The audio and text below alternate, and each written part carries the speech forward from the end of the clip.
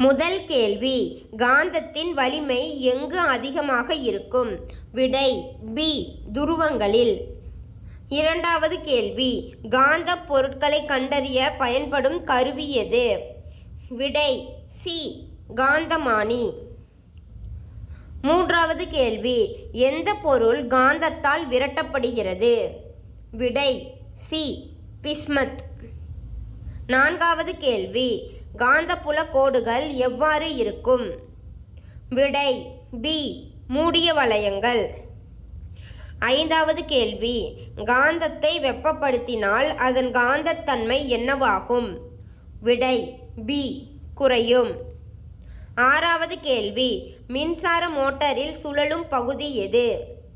விடை பி, கம்பிச்சுருள். ஏழாவது கேள்வி, எந்த நிகழ்வு காந்தத்தின் மூலம் மின்சாரத்தை உருவாக்க பயன்படுத்தப்படுகிறது? விடை ஏ, மின்காந்த தூண்டல். எட்டாவது கேள்வி, காந்த ஊசியின் திசை எப்போதும் எதை சார்ந்து இருக்கும்? விடை டி, இவை அனைத்தும். ஒன்பதாவது கேள்வி, காந்த பாயத்தின் அலகு என்ன? விடை பி, வெபர். பத்தாவது கேள்வி, எந்த கருவியில் காந்தம் பயன்படுத்தப்படவில்லை? விடை சி, டிரான்சிஸ்டர். நாம் இப்போ 10 கேள்விகளுக்கு பதில் சொல்லியிருக்கோம். இதோட மதிப்பெண்ணை தெரிஞ்சிக்க கீழே இருக்கிற மதிப்பெண் காட்டு அப்படிங்கிறத நீங்கள் கிளிக் பண்ணால் எத்தனை ஆன்சர் கரெக்டாக சொல்லியிருக்கீங்கன்னு காட்டும். நாம் 10க்கு 10மே கரெக்டாக தான் சொல்லியிருக்கோம்.